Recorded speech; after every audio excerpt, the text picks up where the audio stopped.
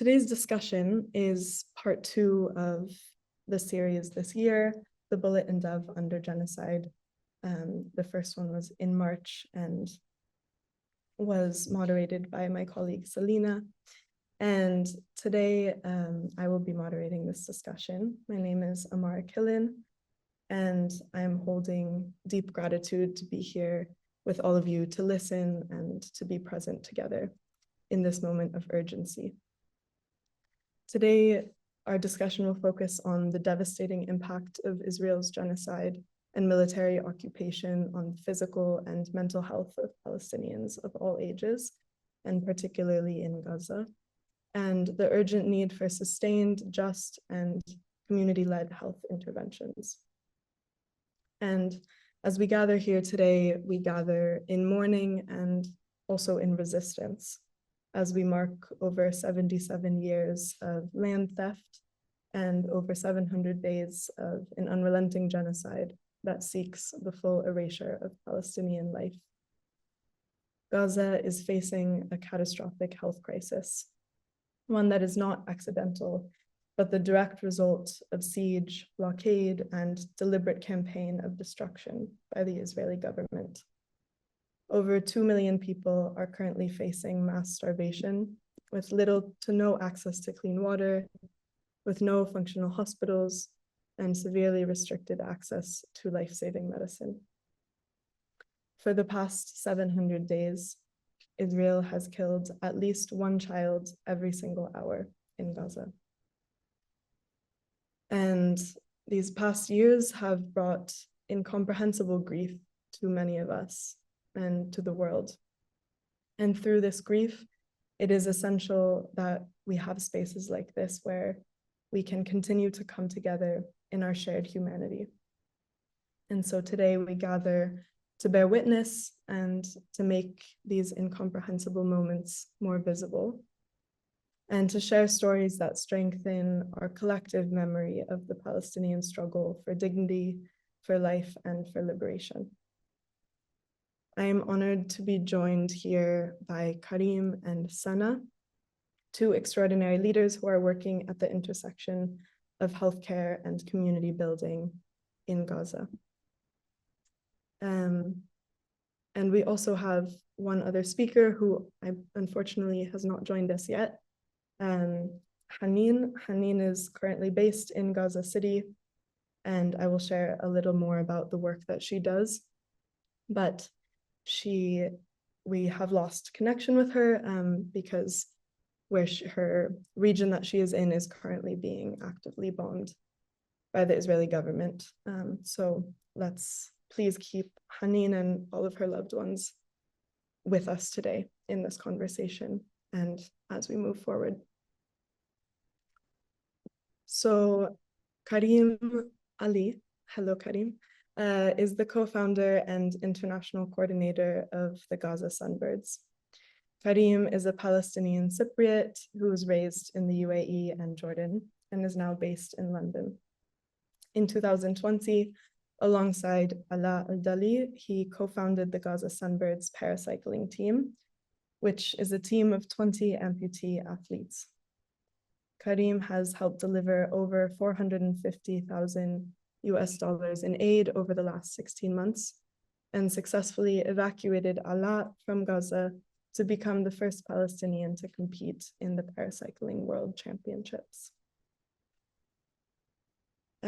We also have Dr. Sanah Ali, who is an experienced UK pediatrician with a special interest in neurology and epilepsy. Beyond her clinical work, Dr. Ali is committed to global health and for children and serves as the Deputy MDT lead, the triaging doctor, and Deputy Wellbeing lead at Children Not Numbers, an international charity supporting pediatric care in Gaza. In this role, she oversees multidisciplinary teams, assesses and prioritizes children for medical evacuation, and advocates for vulnerable children in Gaza. And Haneen AlFar, our third speaker planned for today, is a case manager at Save Youth Future Society in Gaza. Haneen has several years of experience in psychosocial support and works directly with children, women, and families affected by conflict and displacement. Haneen specializes in managing mental health cases and has contributed to several emergency response programs. And her work focuses on empowering communities and enhancing resilience through comprehensive care. Together over the next hour or so, we will discuss how genocide, displacement, and systemic violence have shaped and shattered the healthcare system in Gaza, from emergency trauma care to long-term mental health.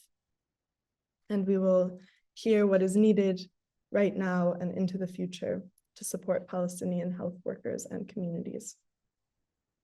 I encourage everyone who came here today to really be present with us and to open your hearts and your minds to what is possible right now. And as this is a space for listening, it's also a space for uniting in action, and ultimately for honoring the unwavering commitment of those fighting for justice and for Palestinian life. So with that, I would love to jump in to our discussion. And to help ground our conversation today, we would like to open the floor to the speakers by asking each of you, Karim and Sanah, to please share a personal story and reflection about what you are carrying right now in your work and in your life. Sanah, would you like to start us off today? Thank you very much, Amara. Firstly, I want to thank Amara and Shanza and the organisers of this talk for letting me come here and speak. I think this is a really important forum that you're holding, and it's important that speakers like myself are allowed to kind of come and talk about the work and also give testimony for the people of Gaza, because it's so important that we raise their voices at a time when they feel very unheard. Thank you. I have written a statement, and it's mainly kind of talking about the scope of our work, and also some of it is testimony to what we're seeing on the ground. So I will begin with that, if that's okay. So good afternoon. My name is Sanah. I'm a consultant general paediatrician in the UK, and I volunteer for an organisation called Children Not Numbers. We're a medical legal charity founded in March 2024 during the bombardment of Gaza. Our mission has always been and remains to assist and optimise medical care and rehabilitation for children who are sick and injured in Gaza, and where required, to advocate and arrange medical evacuations. Other programmes that we have achieved to date include an orphan support project where we currently support over 85 children, a maternal health hub where we have to date given antenatal care to over 500 pregnant women, a retinopathy of prematurity screening programme, a rehab of physiotherapy programme, a pharmacy procurement team, a school which has over 350 children attending a week, and we recently have opened a cardiac clinic. The scale of the problem is beyond what any of us can imagine. It is documented that over 66,700 people have been killed, of which over 70% are women and children. This does not include those missing under the rubble, the sick or injured, or those that are requiring rehab or prosthetics. At Children Not Numbers, we've had over 860 children registered with us, and we've been involved in almost 300 medical evacuations to host countries. Our routes of referral are via our teams on the ground, other parents or families who hear of our work, other NGOs and charities, and via social media. There has been a complete decimation of what was already a restricted healthcare system prior to October the 7th, 2023. Every hospital has been attacked. Staff numbers have been depleted, especially senior doctors who've been killed, taken hostage, or fled, and there is a critical lack of equipment.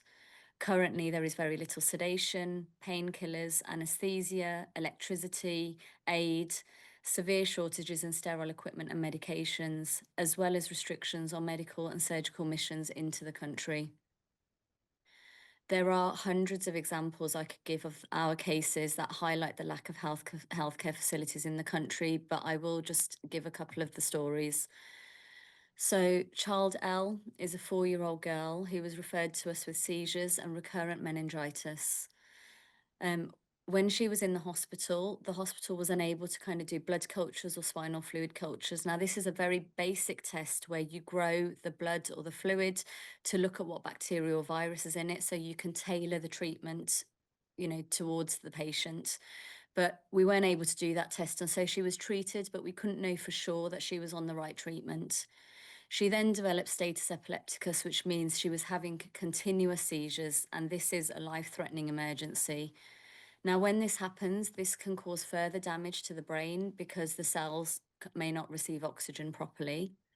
She was admitted to ITU, where she had an infusion of the medicine that she needed, but only for a few hours because this had to be rationed and be kept for other patients who might need this. There was no EEG available. Now, this is a simple test where you look at the activity of the brain, which can confirm whether someone's having a seizure or not. But this wasn't available in the whole of the country.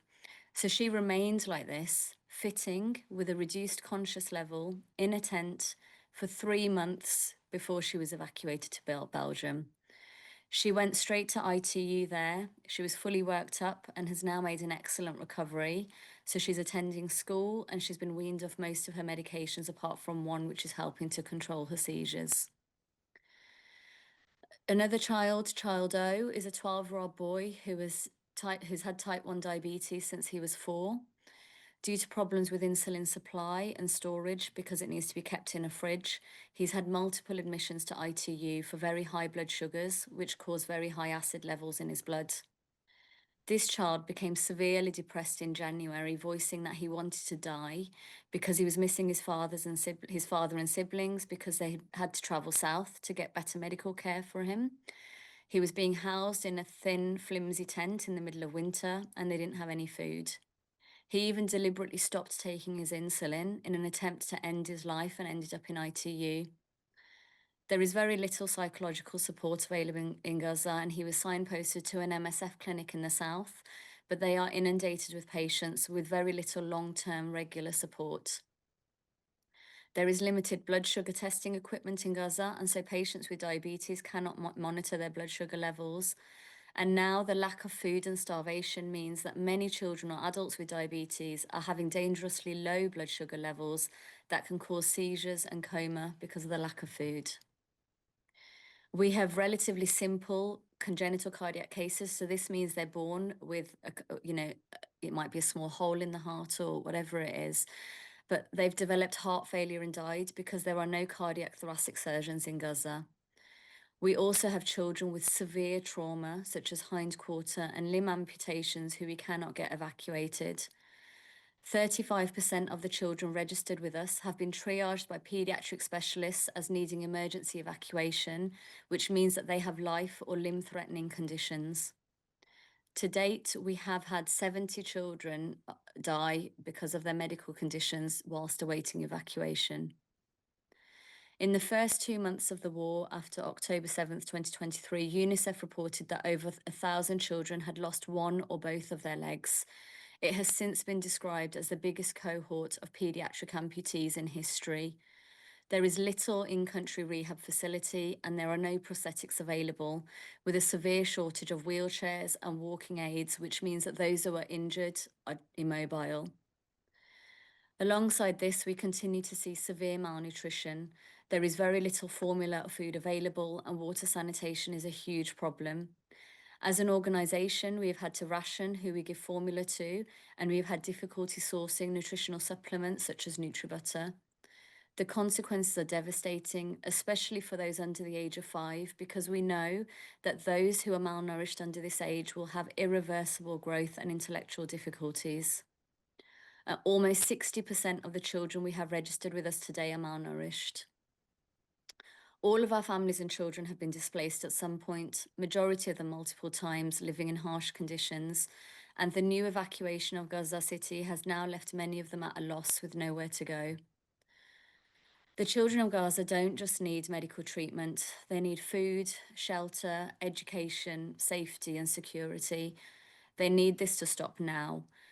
We need to support organisations on the ground that are doing the best to help these people, but we also need to continue to protest, petition, and lobby our MPs to do more.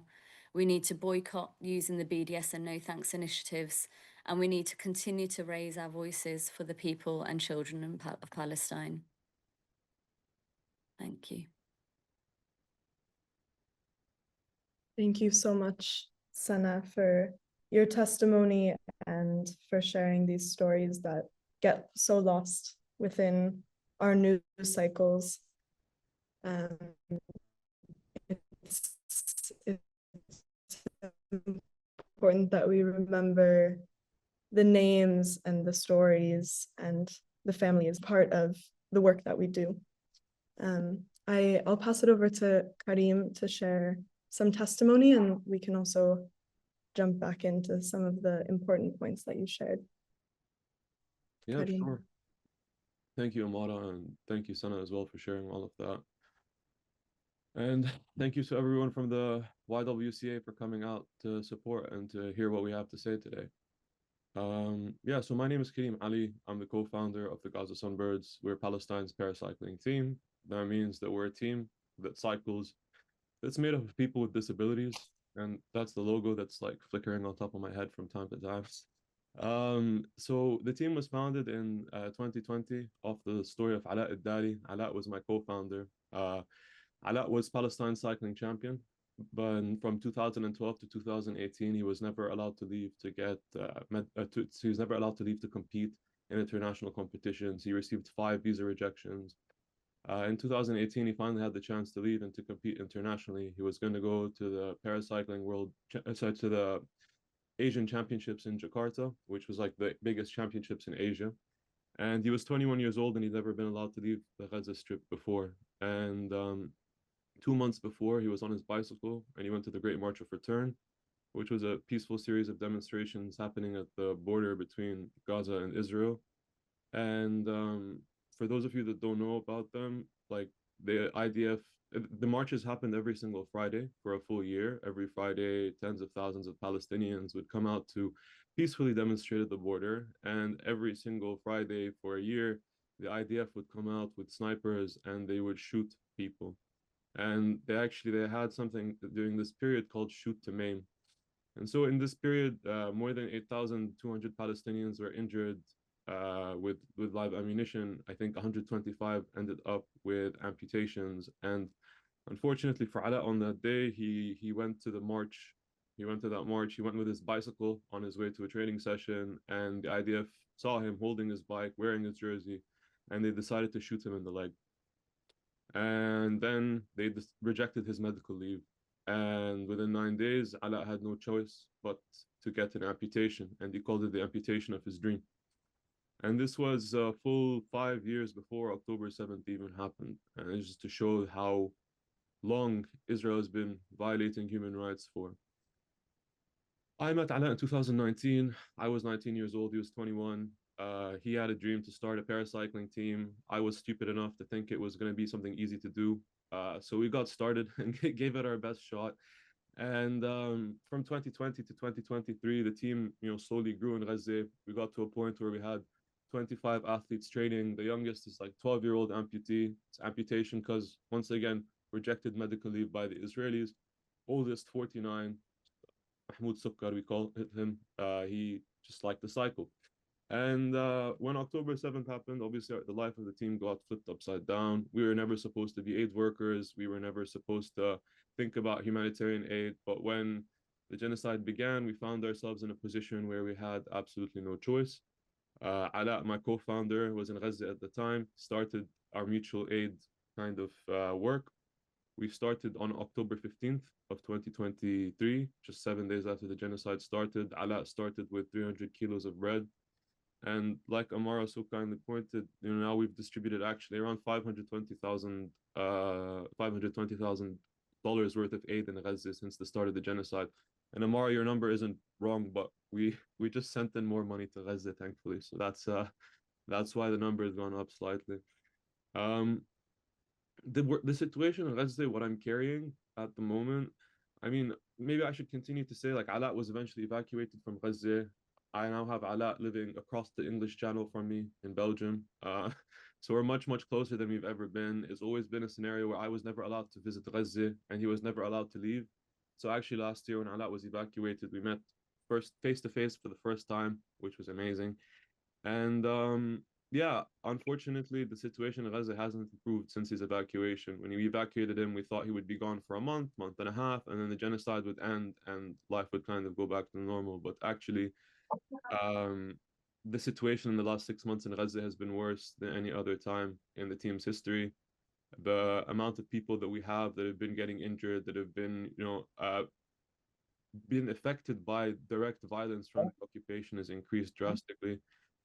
We had, for example, just in the last 6 months, one of our team members, Ahmed Ali, was martyred. He was hit by a Israeli airstrike. We have another team member whose name is Ziad al-Madani. His son was killed on the way trying to get flour. He was shot. Both of our team managers on the ground, they've had head injuries while trying to get flour or while walking around because the gang violence and the internal instability in Gaza has become very, very bad. All of our team is starving. We have the mass displacement now from the north of the Gaza Strip. We've had everyone this week thinking about how they're going to flee. My team manager is there now trying to help his family flee. And I think one thing in the Gaza Sunbirds for sure is like we're kind of like a family. We're a team. We're a family. We like to think together. And one of the big roles that we do as well is we tell stories on the ground. We like to show people what's happening. We tie everything that we do, all of our work, all of our injuries, our bodies, our history into the cause, into what's happening in Palestine to try to use it as like a vessel for storytelling. And I think that the stories are getting more and more challenging to tell. The pain is growing larger and larger. And I mean, um, yeah, this on an interpersonal level right now on the ground, things are more difficult than they've ever been. Um, and I see Haneen has joined us also from Gaza, which is amazing to have her here with us. Sorry to jump in, Amara, but maybe I'll pass back to you. Yeah, thank you so much, Karim. And I know that your story has reached so many people and is truly an inspiration for all of us to continue to have hope in very hopeless times.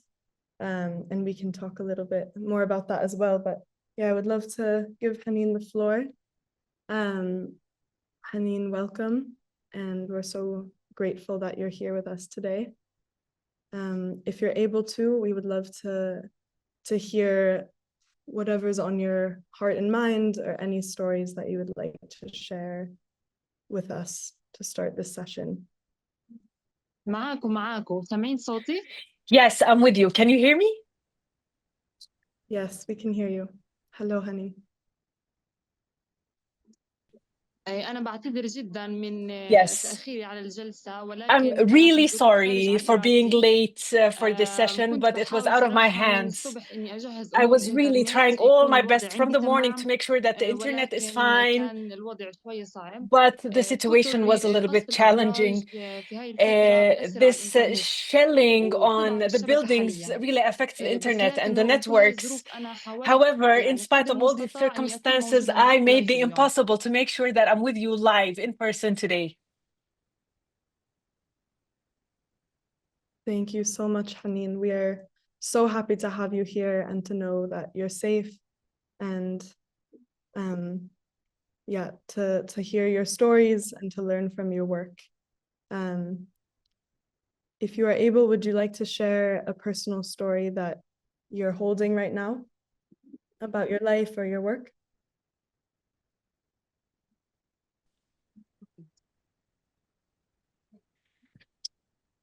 أكيد. Of course. أول إشي بتمنى كلكم تكونوا First بألف of خير. all, I really hope أنا that اسمي you all حنين are ألفار، safe. أخصائية My name نفسية is أسرية Haneen من معمل AlFar, مدينة and حالة. I'm بحكي a معكم psychologist. I'm من مدينة working as غزة. the founder of بحكي معكم Hala. من I'm وسط talking to you القصف today والدمار from والنزوح Gaza, from the والضياع. middle of the shelling, أنا of the حاليا violence, and في of the state بيتي of موجودة loss. في مدينة At غزة. this moment, I've been لأنه displaced from my بيتي home and I'm بشمال in القصف، Gaza, but my لأنه house حارتي in the كلها north بطلت was موجودة، demolished and بيوتها لا bombed. ناسها لا Nothing remained, شوارعها not the ولا حتى people, not the دكانها. streets, not the houses, أنا not فقدت even بيتي the small اللي shops. I اللي lost لو my سكنت home. بعده بقصور الله Had حيعوضني I عنه. lived في in ذكريات العيلة، في castles, اللحظات الحلوة، it will not في compensate أحلامنا for اللي the كانت houses that بتكبر I معنا. had, because it had all the فقدت dreams, all the غرفتي، stories, all the ذكرياتي، childhood. I lost ملابسي، my room, صوري. my memories, my خلال سنتين من clothes, الحرب my اضطريت أنا photographs. وعائلتي أنزح In من those مكان last سكني years, ولنفارق I was 15 forced to be مرة. displaced هذا الإشي عزز عندي about شعور الخوف 18 وعدم different الأمان. times. So this gave me الخوف this من feeling القصف، of الخوف من fear, المجهول، من anxiety, and the فكرة lack إني of ممكن safety, أفقد حدا من fear of عائلتي the في أي لحظة. unknown, of losing هذه any one المشاعر of my كلها family مش سهل members at أبدا any إنه moment. الإنسان يعيشها. These feelings بس are not رغم at هيك all حطيت easy for a المسؤولية person to تجاهها. live. However, I wanted كل to أهل share غزة them with بيعيشوا you نفس regardless. الخوف، All of نفس the people الفقد، in نفس Gaza are الألم. living under يمكن this تختلف same التفاصيل anxiety بس and الإحساس واحد. fear and إحنا pain. بنعيش وجع Maybe not مشترك in the same details, وبنحاول but the نتماسك fear رغم is كل إشي. one. We are trying to be collectively together despite everything. Yes, thank you, Haneen. Thank you for sharing with us, and we are here with you, and we see you and we hear you, and we stand by you, and we will continue to support the people of Gaza as much as we can until the end of this genocide. So thank you for sharing your words and your story, and we hope that you continue to stay safe. And thank you to all of the speakers for sharing with us today. I hear a lot of, I think it's important to think about the fact that this did not start on October 7th.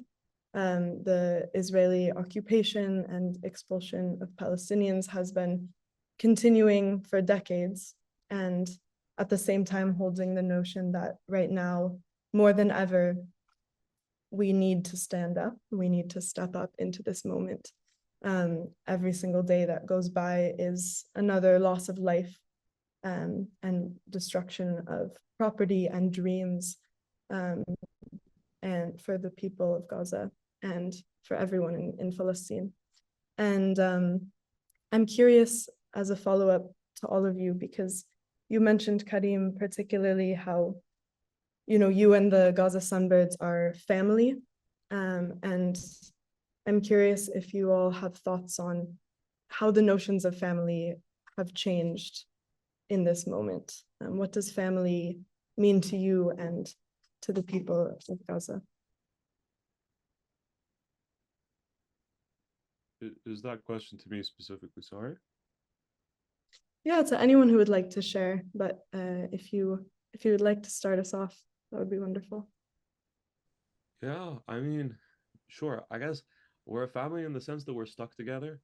That's the best way to describe it, I think we've been like the truth in the Gaza Sunbirds is that no one there's conditions are ever going to change. The majority of the athletes there are amputees. They're not going to have their limbs grow back, and I think from the start, a team is just a set of interpersonal relationships in the end of the day, all of the work that we do, all of the funding that we get, it means nothing if we're not able to have each other's back, to treat each other with a level of camaraderie. And I think under the current circumstances of the genocide, it's become a not just camaraderie, but also like family, like siblings in a sense, Our team, for example, on the ground, none of them live with their families. The three of them live together in an apartment. And it's just that sort of thing, like the amounts of tension that build up, the amount of fights that we have.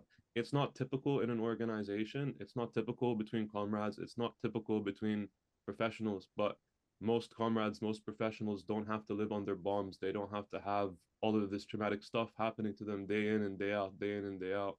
And so I think the Sunbirds operates on a belief that everyone has each other's best interests in mind. And I think the general measurement for whether we should do something or not is like our collective best interest as a group and as an organization. And so I think, you know, through that, yeah, we all prayed a lot more in a family model than say we would have had to back in the day. And that comes with its challenges as well, I'd say. Yeah, I would echo definitely what Karim's saying. So kind of the community that we've built within Children Not Numbers very much at times, you know, it feels like a family. And I think part of that is because, you know, everyone's looking at the same goal at the end of the day. You know, we are trying to make things better for the children of Gaza. We're trying to give them the medical support that they need. And so, you know, I've certainly founded, you know, friendships and relationships that I wouldn't have ever thought of. And I can't actually imagine life without doing my Children Not Numbers work now. And it is, you know, we've got a couple of the team members who've actually joined this forum today. And, you know, I joke that sometimes I speak to them, sometimes more than I speak to my husband when we're busy in our lives and things. And it's just coming together, knowing that those people hold the same values as yourself in helping to try and make the world a bit of a better place. And I think that's really important, especially when you feel at a bit of a loss at times and there's this despair that almost sets in. And then I want to specifically highlight, you know, our colleagues on the ground who are living through the most horrendous of circumstances. You know, the empathy and compassion and resilience that they have is second to none. I've never come across it before, you know, in my life, and it is truly inspirational. For example, you know, we know what's happening on the ground there. It's getting worse and worse by the day, but yet when we had the storms in America several months ago, we had our Gazan team members who were actually messaging some of our caseworkers who were in Florida at the time, checking that they were okay. When unfortunately my father passed away earlier this year, I had the most beautiful messages sent from them. And you just think that despite all of the horrendous situations that they are going through, they still have time and energy and love for others and are able to think about others. And it is truly inspirational. Thank you, Sanah. Haneen, would you like to respond?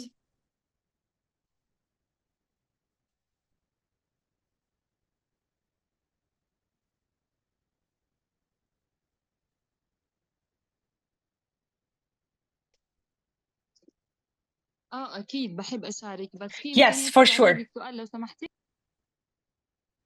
I will repeat the Yes, of course. I was just asking about what family means to you and how notions of family have changed in the last 2 years.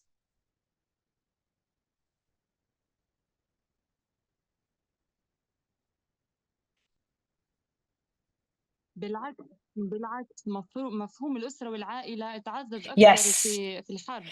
I would say that it was only أكثر ناس حاسين بهذا الانهيار هو enhanced إحنا during the كأسرة. war لأنه كتر because النزوح خلانا نتربط مع بعض this أكثر. خلانا نخاف على displacement بعض and the أكثر. massive and خلانا دائما consistent عندنا and خوف من repetitious إنه displacement يعني أنا has أفقد شخص من given عيلتي. us the feeling of family more because بالعكس I was يمكن هذا always الوضع feeling راتب that هو I might سيء miss بشكل my عام family, so ولكن it made me له even آثار closer كمان to my family. جانبية So although this was إيجابية very اللي هي horrendous, but it did خلانا have نتربط this مع بعض أكثر. positive يمكن هذا output. أول It إشي خطر على بالي maybe مفهوم made us العائلة في الوقت closer to الحالي. one another. It made me more concerned about my family, more loving, more caring, and more worried about my family. So this enhanced our sense of family.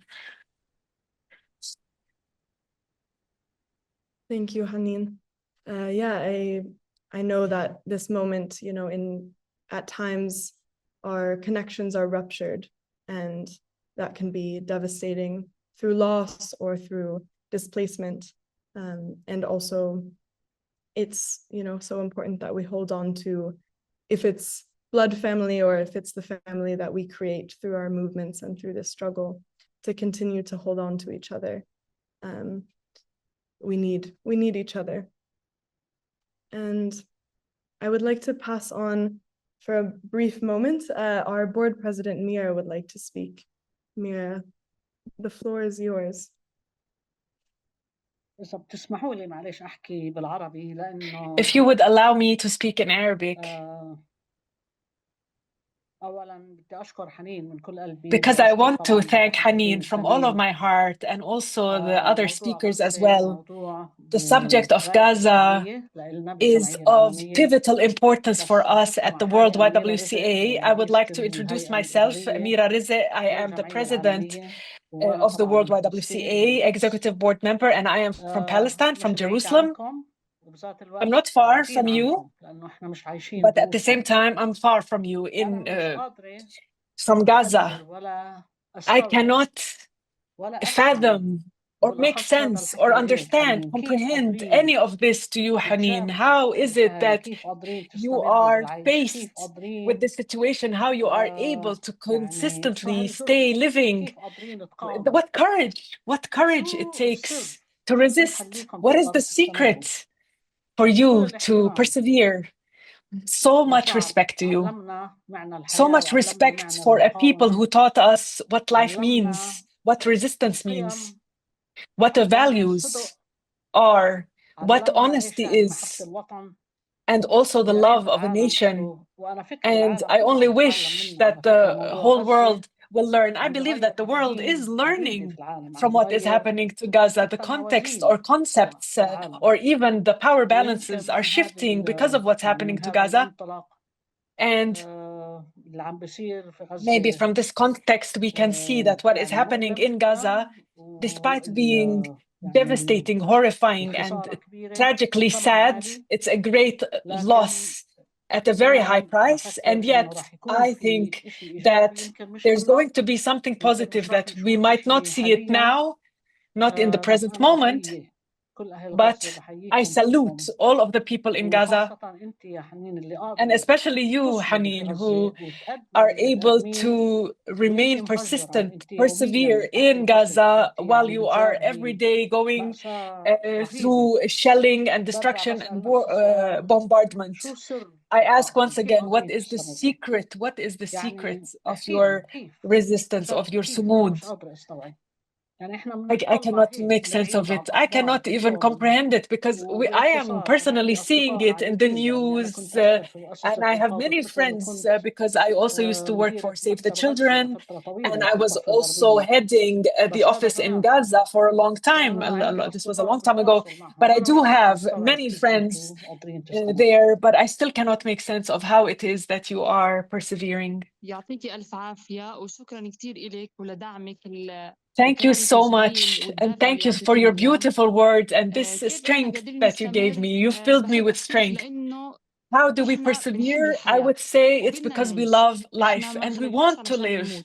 We weren't born in order to die. We love life. I say this, however, I know that the situation is very, very, very difficult. I am speaking to you now. And as I'm speaking to you, I'm getting notifications on my phone about buildings that are being destroyed.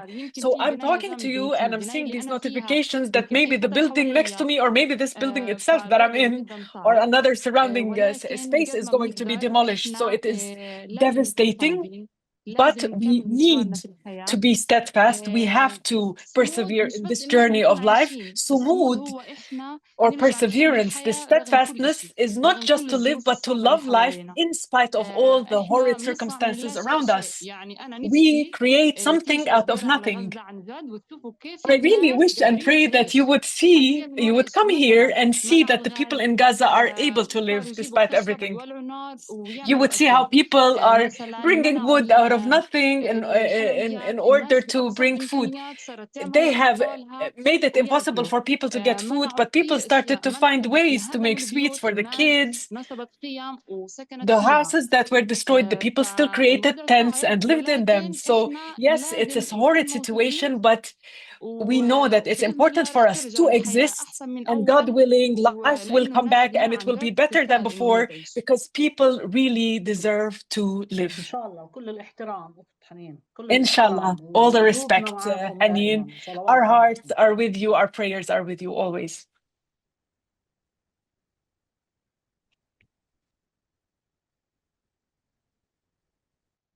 Yes, thank you so much, Mira and Haneen, for your words and for leading all of us in this call to action in this moment that we're in. We look to the people of Gaza to lead us, and you are, and so brilliantly and so beautifully.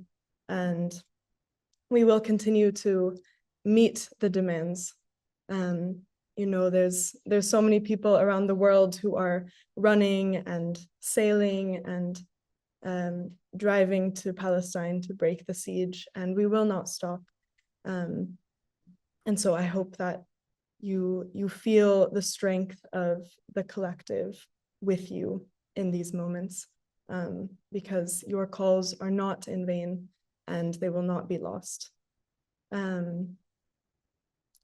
So I would like to move on to the next question, if that's okay, to talk more directly about the work that each of you do, which is all related to health, both physical and mental, and the intersection of the physical and mental health and of the people of Gaza. So if you could share some of the most urgent health needs that you are seeing right now on the ground and that you provide support for. Sanah, would you like to start it off? Yeah, so I think the most urgent health needs that we come across are twofold. Majority of, well, a lot of them are the injuries that are still coming through, obviously, because the bombardments haven't stopped. Even several months ago, when they said there was a ceasefire, there never has truly been a ceasefire, and so we still are seeing those, injuries that are coming through. But actually, the starvation that we're seeing is, is so difficult. There's very little food that's on the ground now, and so that very much is having an impact on the health that we are seeing of adults and children alike. But obviously we're an organization that works solely with children, so so we need to be able to get food in. We need to be able to get basic medical supplies. So the borders just need to be open so that, the aid is there, it's waiting at the borders, it's waiting in the trucks, and, especially the food is just going to waste at the sides. And we need to be able to get that in, because that is by far the biggest need at the moment, is the food and the access to basic things that, majority of these children, if they actually had access to the things that we could get into the country, we wouldn't need to evacuate them. And that is the truth of the matter, is that actually the evacuations, there will still be a handful of children who can't get what they need in country, but majority of the evacuations are because we can't get what we want to into the country, and that is because of the Israeli forces. And so if we were able to open the borders and get that in, then majority of them could be well living within country, and that's what we need that to be able to happen. Thank you, Sanah. Yeah, Haneen. Oh, sorry. Yes, Karim, go for it. that's fine. I was just gonna build off what Sanah was saying and say that, like, the medical situation there, yeah, if the border was open, the situation would be so much easier to actually get people treatment. And actually, one thing that I've heard medics on the ground constantly say is actually how much of these amputations and how much of these like permanent disabilities may have been avoidable, could have been treated, there could have been earlier intervention in them, but there's just no way to get the treatment, there's no way to get out. And actually, when a hospital room is crowded and there is like tens and tens of patients inside it, a doctor in Gaza might actually think that an amputation is the fastest way to save someone's life and continue to go to save someone else's. So they don't have the time or the resources to do super intricate surgeries. There's no equipment, there's no electricity, there's no sanitization, there's nothing. And so it's heartbreaking to see that also a lot of the stuff of the images that are horrifying could be avoided. It would be very easily avoided, not just if there was no war, but if the inhumanity wasn't also like doubled up to not letting people get medical attention. And Amara, this goes even far before October 7th. Back in 2018, in the Great March of Return, I mentioned 125 people ended up with amputations, but actually, the biggest type of amputation in Gaza that year was breast cancer amputations for women. And it's because women aren't allowed to leave to go get chemotherapy, or often, if they're allowed to go leave, an accompanying person to go with them to do this, like potentially life-threatening surgery, wouldn't be allowed, so they wouldn't go and do it. And so even back in the day in Gaza, the fastest option was amputation for breast cancer.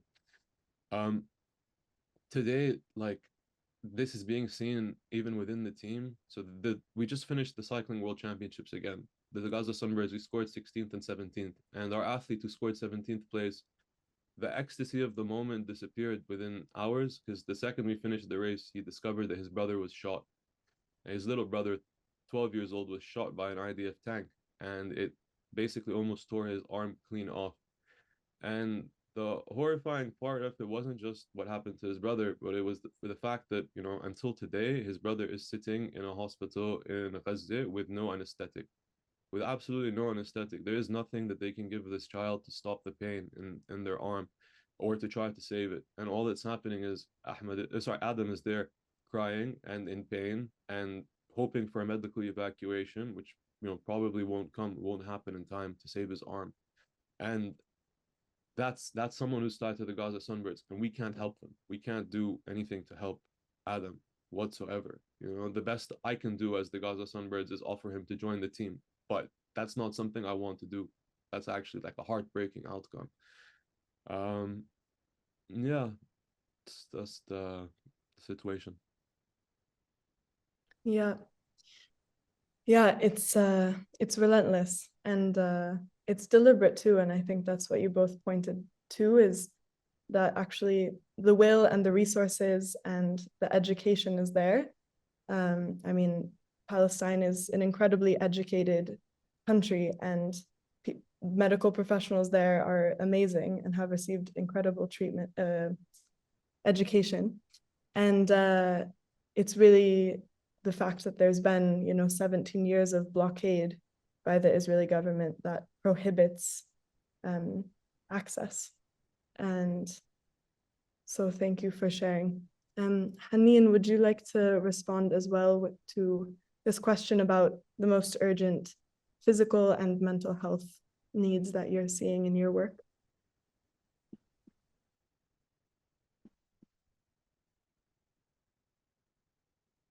أكيد من خلال عملي في مجال الدعم النفسي المجتمعي Yes, in بنحاول نكون providing موجودين جنب الناس في psychosocial أصعب لحظاتهم care, وبنسمعهم we find it بنحتوي crucial to مشاعرهم stand with the people as much بنقدم as we can بيئة للناس اللي مروا to بصدمة provide أو فقد to بنفتح مساحات provide آمنة care for the للتفريغ people who والدعم went through سواء بشكل trauma, فردي أو جماعي to listen to them, to give them collective or كمان individual مهم care. نرفع درجة الوعي بأهمية And الصحة it's also النفسية very important for بنحاول us to نوصل raise لكل فئة awareness محتاجة من about الأطفال psychosocial care, اللي to تعبيرهم بيكون reach as بالرسم أو many kids as باللعب possible, to give أو them the chance to draw or للنساء اللي play, حاملين أوجاع كبيرة or to the الصمت women who وحتى كبار are السن اللي بدهم very بس much حدا يسمعهم. silent at this في point, or النهاية even the رسالتنا senior إنه نذكر citizens who الناس cannot إنهم speak مش anymore. They لحالهم cannot utter إنه any في حدا single word. معاهم So it is بيشوفهم important for us وبحس to make فيهم. sure that they know they're not alone. اللي We are بنواجهه في there. We feel غزة with مش them. بس أزمة طبية Their أو words غذائية matter. هو So أزمة what's نفسية happening in عميقة Gaza is not وممتدة just a بتأثر medical بتهدد بتأثيرها case, but أجيال it's very قادمة much psychological, لهيك and it's لازم ما affecting نشوف دعم the الصحة future النفسية generations to come. So جزء we must ثانوي not من الاستجابة dismiss the الإنسانية psychosocial بل care هو in أولوية the أساسية humanitarian ما aid. بتقل Rather, أهمية it عن is الغذاء a والدواء priority that is not less ترميم ما important دمرته الحرب than ما food بيقتصر على and الحجر medicine. بل بيبدأ من الداخل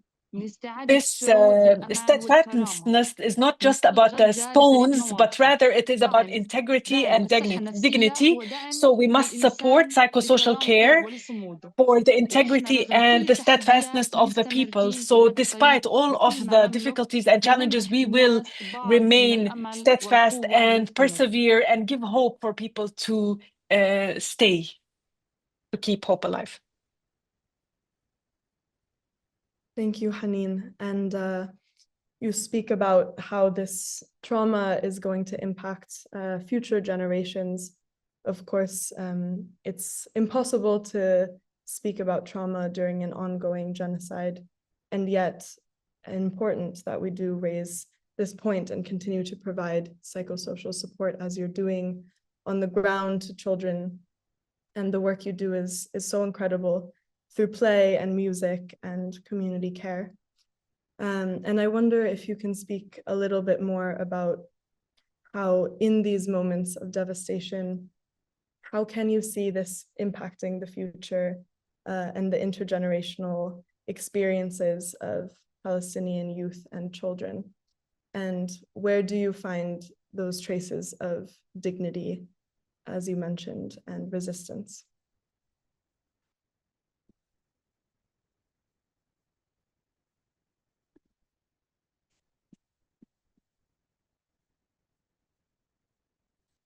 Haneen, can you hear me? Yes. لما بنحكي عن الصدمة النفسية When we لحظة دمار speak مستمر هو about بحد the ذاته صعب trauma جدا في الفهم within لأنه consistent ببساطة بنعيش الصدمة destruction, الآن it is ما very, very وصلنا difficult لمرحلة indeed, التعافي because أو we are حتى in the الاستيعاب الكامل لكل اللي it's مرينا not فيه. about PTSD, it الأطفال، is something النساء، that's حتى already كبار السن، persisting, الشباب، right? كلهم So we بيعيشوا see بحرب this in the مستمرة. women, in the صدمات children, تتكرر in كل the يوم adults, وكل يوم everybody. Not a موجوع. single كل يوم individual فقد is not شيء going أو through a قريب أو traumatic صديق. circumstance, whether it الصدمة is a بطلت loss of a لحظة loved one, loss of a بل house, loss. صارت So واقع trauma is يومي. not a minute, but أنا it is rather كأخصائية a بشوف هذا daily الأثر يوميا. thing that's بشوف happening. طفل Myself, ما as an بيعرف expert, I ينام see this happening on a لأنه day-to-day خايف basis. I بيته see ينكشف kids عليه. are afraid to sleep بشوف because they're سيدة scared فقدت that the 3 من house will be أطفالها destroyed. Or a woman بتحكي لي who أنا lost إيش 3 of her أعمل؟ قد إيه children بدي tells me, أكمل؟ what can I do? How الشباب can I بيحكوا إنه how can المستقبل كله I تدمر ما في إشي continue? بنستناه. Or youth who كل are هاي saying, اللقاءات what's وكل there to هذا look الكلام forward to? We بلصق lost بحجم everything. الألم All of وانعدام these الأمان talks, اللي they إحنا show that بنعيشه. there is a lack الصدمة of النفسية safety, اللي security, or اللي even بنمر of فيها hope. اليوم مش This رح نحكي trauma عنه that بس we are لا undergoing today أطفالنا is not going to اليوم stop رح here. يحملوا Our معهم children are آثار going to الأحداث carry these بتصرفاتهم burdens in their بأحلامهم own behaviors, in بصوتهم their من dreams, الارتباط in their fears, in their من الاستمرار connections, من بناء بيت لأنهم even يتعلموا إنه in كل building a إشي house, ممكن because إنه they ينهار في learn that لحظة. everything is الضرر disposable, النفسي مش everything بس can be اكتئاب destroyed at any given أو moment. قلق So هو it's not كمان just about غياب depression or الإحساس anxiety, بالأمان but it's also this والأمان هو الحجر الأساس في dismissal of a بناء إنسان feeling قوي of safety, and ولما safety هذا is a الأساس يهدم من critical الطفولة founding بتصير stone مرحلة for الشفاء a human طويلة being. ومؤلمة. And this, ولكن إحنا unfortunately, is مكملين في going to be a عملنا long, لأنه long أبسط therapy حقوق will be الإنسان هو required. إنه يشعر إنه However, ما يزال it is إنسان. still very important or critical for a human being to feel that they are human beings. This is a sense that's absolutely crucial.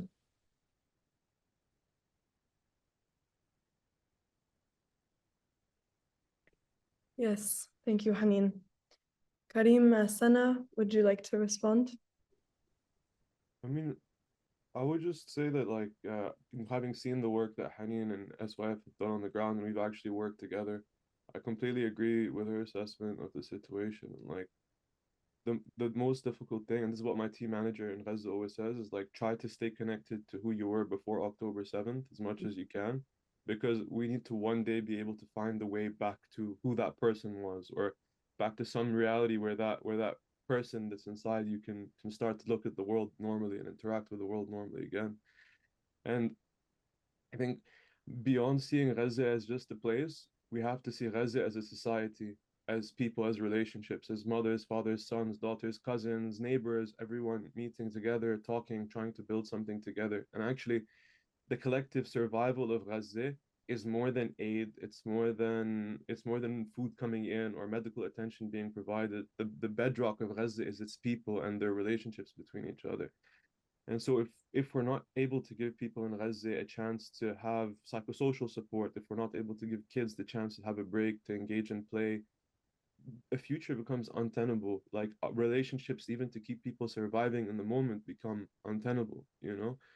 And so, yeah, really, I know it's sometimes when you see psychosocial activities, maybe it's difficult to understand the impact when you see people starving in the same photos and the videos, or people with severe injuries.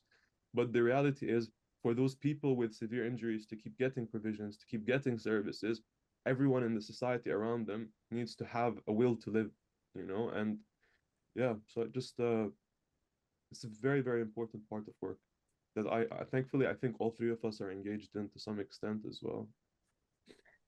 Yeah, I will echo exactly what Karim is saying now. From what, from a health perspective, from what we're saying, I would say that there are certainly some children who will have lifelong health and learning limitations just based on, what they're going through at the moment, from the malnourishment alone, but also from the trauma that they've seen from the death and destruction, and obviously, the lack of schooling and education. But actually, what we are already seeing, and we've seen it on videos in social media, children will find you know, they will find beauty in the smallest of things.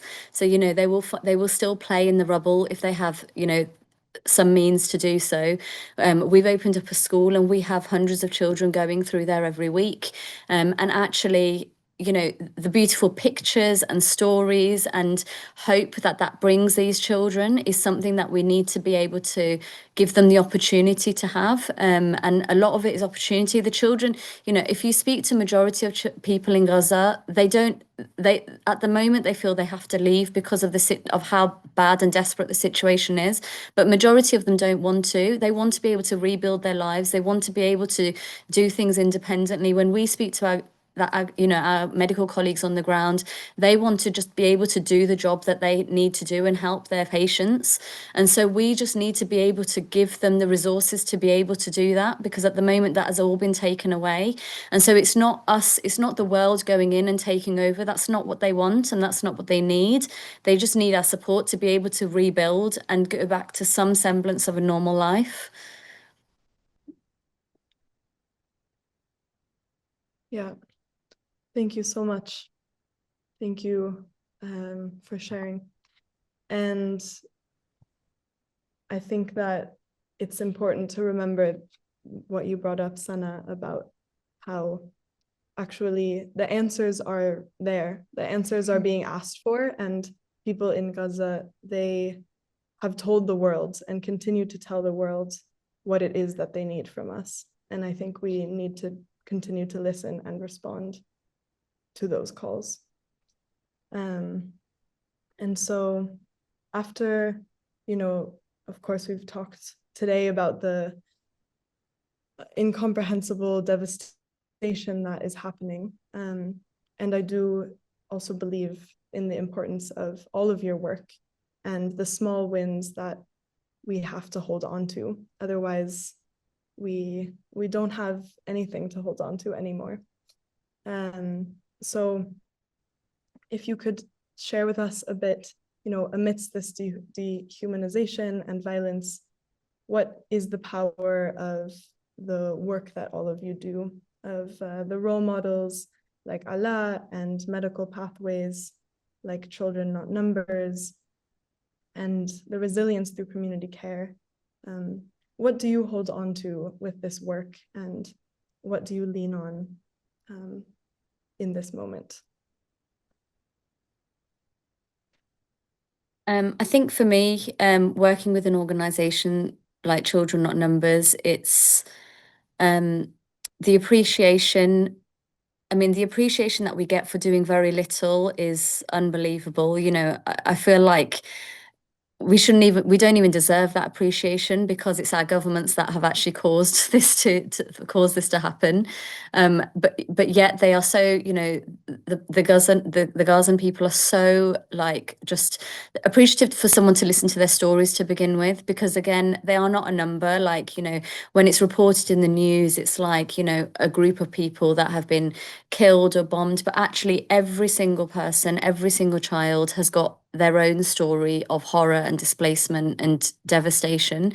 And it's basically recognizing that, and it's then kind of going forward and seeing how you can kind of make, even if it's just a small amount of difference to one life. And I think that's what I hold on to, is that even though there are such tragedies and there's so many difficult cases that we have referred on to us, even the smallest things and the smallest interventions can make the biggest difference.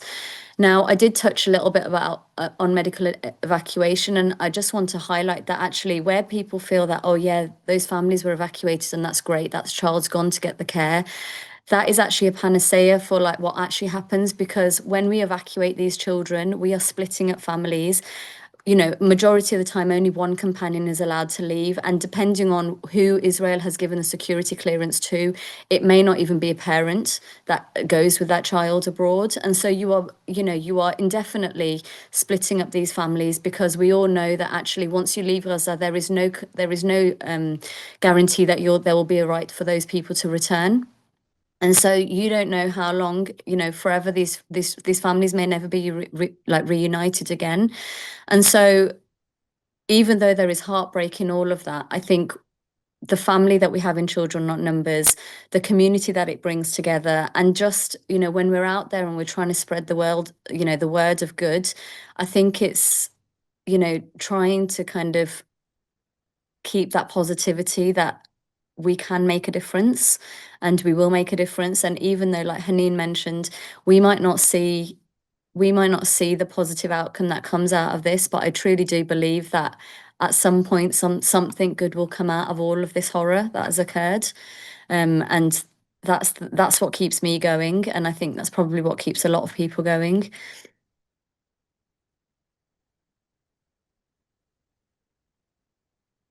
Thank you, Sanah. Haneen, would you like to respond? How you see your work and the resistance and community building that you do, and what keeps you going? Who do you lean on?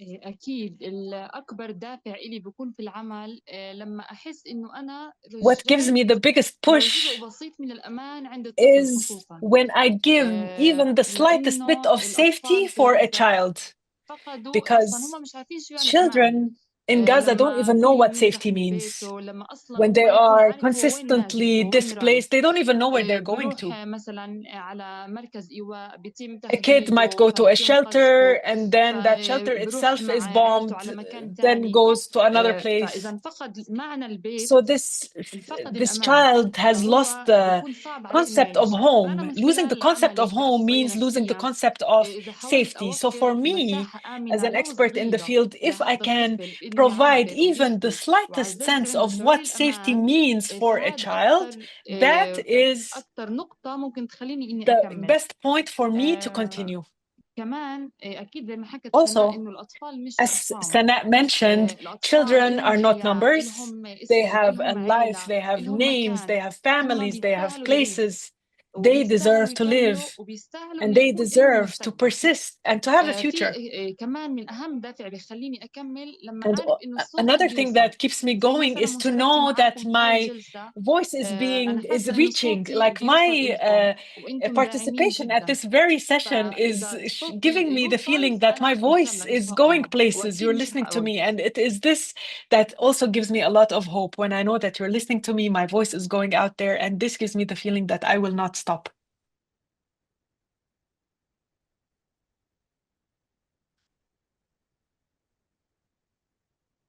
Karim, would you like to respond? Yeah, about what keeps us going. I mean, I think the biggest thing that keeps us going is a lack of choice. You know, we don't have the luxury of being in despair. We don't have the luxury of sitting and wallowing in feeling like we can't get something done or we can't do something. Our job is always just to go out and to do it, and I think people's lives do depend on it. And as far as the Sunbirds is concerned, it's a big wave of like keeping each other motivated. I think that's what a good team does. You know, when it comes to our work in Gaza, like every time we feel like, oh, what are we gonna do? Or things are taking delays. Uh, we take our strength off the team in Gaza, who's patient, who's waiting, who's determined to keep going, determined to keep organizing, determined to keep doing the work that they're doing.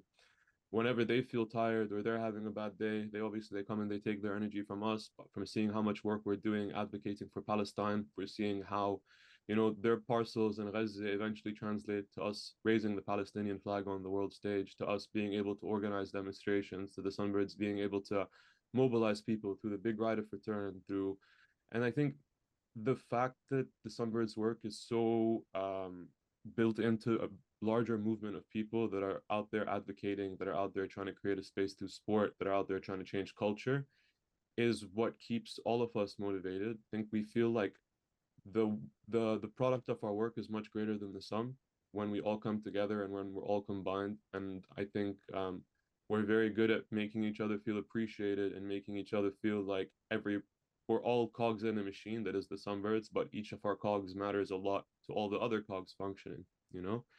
And most recently, like one project that's been tough to find motivation for as well has been the program that we're doing now with people with disabilities outside of Gaza.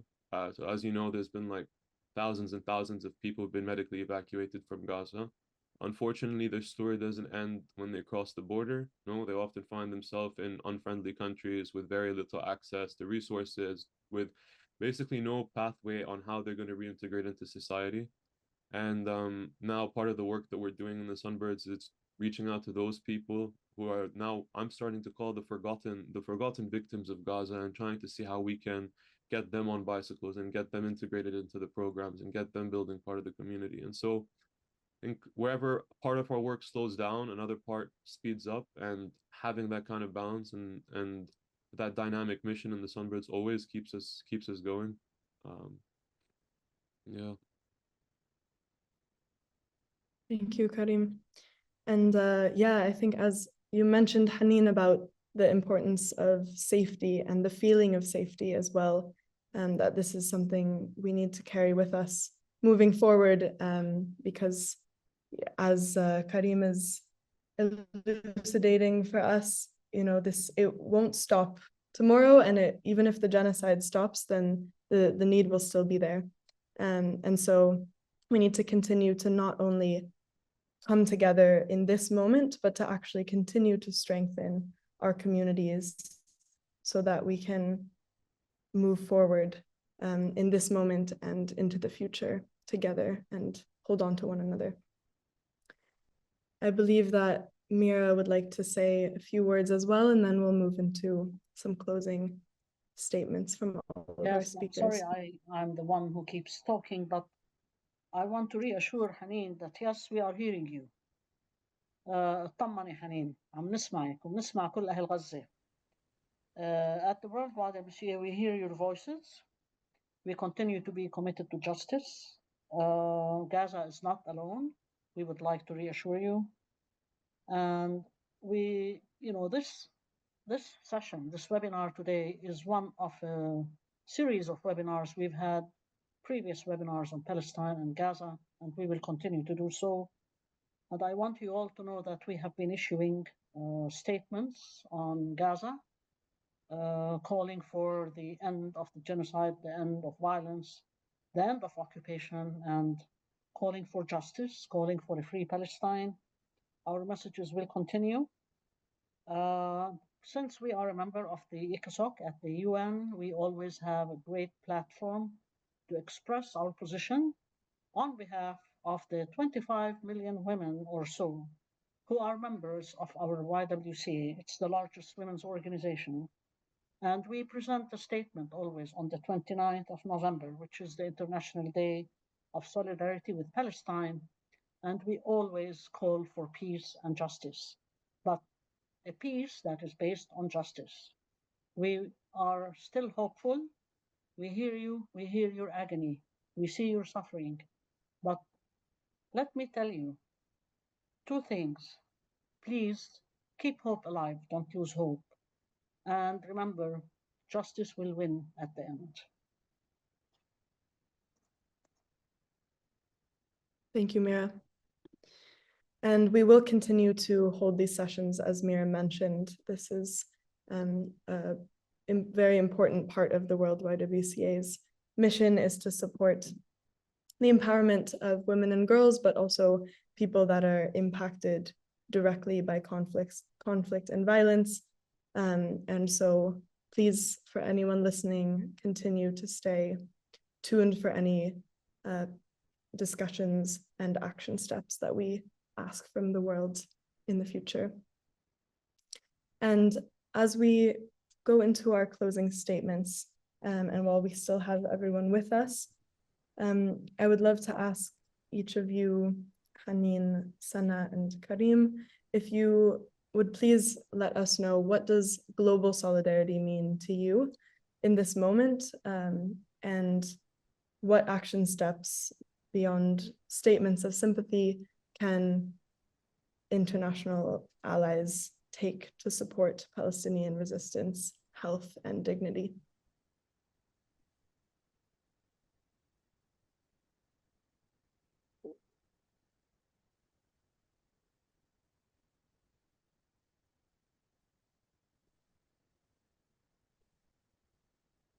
Sanah, would you like to begin? I mean, I would say that our international allies, I mean, aside from statements, they really need to put pressure on the Israeli government to, one, open the borders, and two, allow, evacuations and things to occur.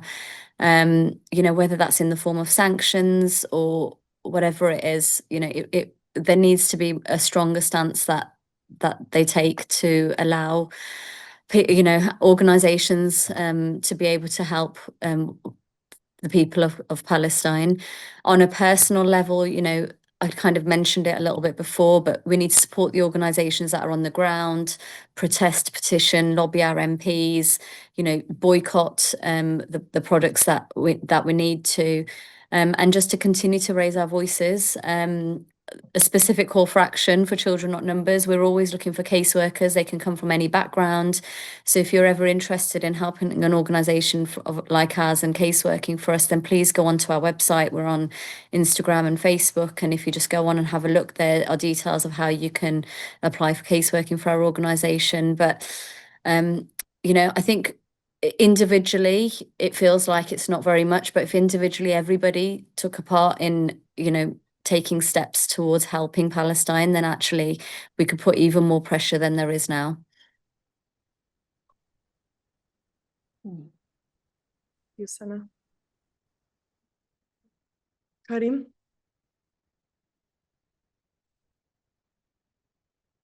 Yeah, it's a tricky one to answer. Because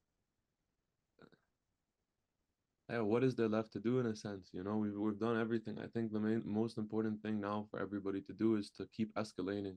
I think escalating is the most important thing. And all escalation means is like, think about what you were doing a week ago or what you were doing a year ago, and then think about how you can do more and how you can be more disruptive doing it as well.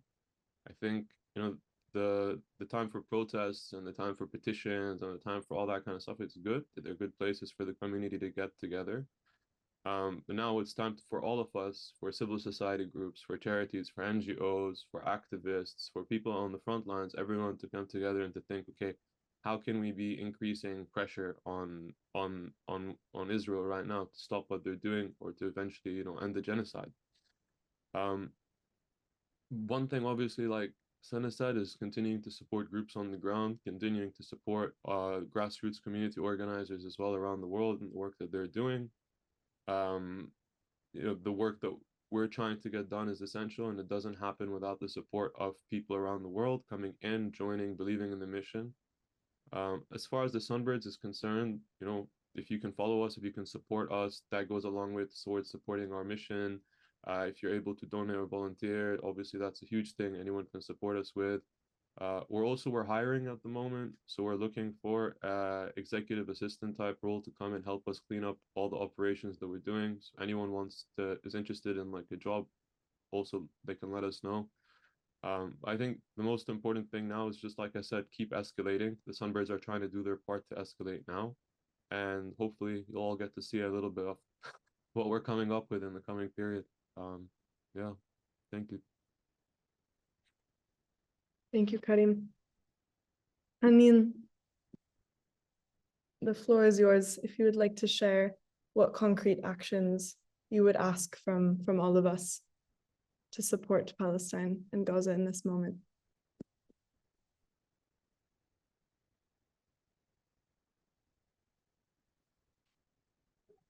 أكيد دائما أهمية التضامن بتكون في Yes, the الاستمرارية. importance of solidarity يعني is أنا in ما بتضامن continuation. وما بظهر ما في تكون مظاهر لهذا التضامن لوقت معين بس. ليش؟ So it لأنه shouldn't الحرب only مستمرة، be الإبادة like مستمرة. a thing that happens يعني here and there الظروف هاي for مش a إنسانية أبدا أبدا أبدا. timely ما في حدا في العالم كله framework, قادر but rather يتحمل to اللي إحنا remember بنعيشه. that this is a continuous thing. ظروف جدا صعبة جدا قاهرة. The situation is really, really dire and difficult. The videos that you're seeing, you must all share them, and we must make sure that they're not repeated. Yes, it's true, we are recording and we're sharing, but what's the point of sharing? The point is that there should be a result, that this should stop, that these massacres of images of يكون في children that are تحرك ثاني مش horrific. فقط نشر There should لهاي be الصور a وهاي real الفيديوهات. result, not just بالنهاية sharing them التضامن for the sake of مش بس sharing them and تعاطف، calling it a day. بدي كمان So فعل، بدي solidarity is كلمات، not just بدي empathizing, but it's also مواقف action. واضحة ومؤثرة. It's clear في clear ظل messages and الثreat clear المستمر من change. العقاب زي ما كلنا شايفين وعارفين. كمان العبارات الرمزية مش كافية، And احنا also بحاجة لتحركات sanctions. ملموسة.